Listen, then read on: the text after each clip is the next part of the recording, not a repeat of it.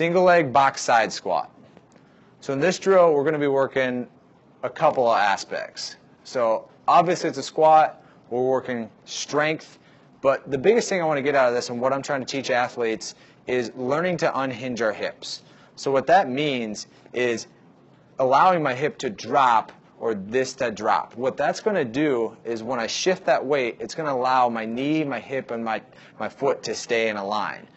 Really important to us, so when we were cut and land, we need to be able to have the hip unhinge and help us laterally so we can stay in a good position that allows us to, one, plant and go the other way, or two, continue the other direction without falling over, being balanced, and being strong through it. So we have a lot of lateral drills where we're maybe working this type of movement, and we have to let that hip sink down, but also extend out so we can stay balanced, stable, and not fall backwards, forwards, or whatever direction it may be. If I do this and I don't unhinge my hip, so I'm about to stand up on this box on one leg and put my other leg to the side and squat down. If I do this and I don't let my hip go out and I just go back, what will happen is I will fall over. I'll go probably a quarter squat and I will fall over. So kind of a quarter pistol squat, and I'll end up, oh, I have to take a seat.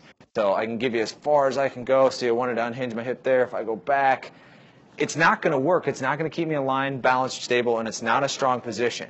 Okay? So I'm going to stand up on the box. I have a 20-inch box here. I'm pretty solid in my strength.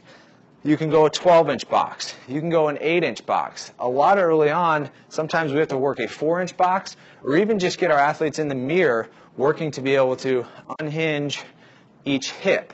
It's pretty easy for females. We're used to being able to drop on our hip. Males, it's going to be a little bit harder. There may be one leg that we're used to standing on. Most Americans spend a lot of time on one leg, but we're not really used to going the other side. And as an athlete, we want to be able to go every direction, multi-directional athletes, right? So make sure that before we put ourselves on a higher box that we can drop each hip, we can learn to unhinge. Not necessarily just the unhinging back, but from side to side.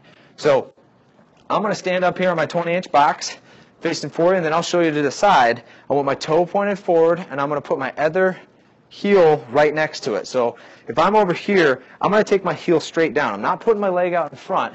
I want my heel, and the challenge is that my heel goes straight down and would be where this left heel is. It would be down there aligned with it. That's what makes this drill hard. Not putting our leg out like in a pistol squat, that's what's going to make it hard.